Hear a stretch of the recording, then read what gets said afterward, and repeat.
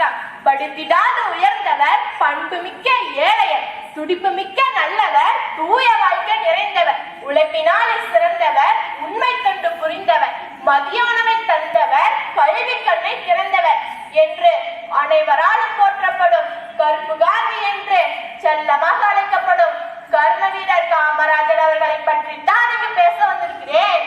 இவர் 1903 ஜூலை மாதம் 15ஆம் நாள் விருதுநகரில் குமராசாமி நடக்கும் சிவகாமி அம்மையாருக்கும் மகனாக பிறந்தார்.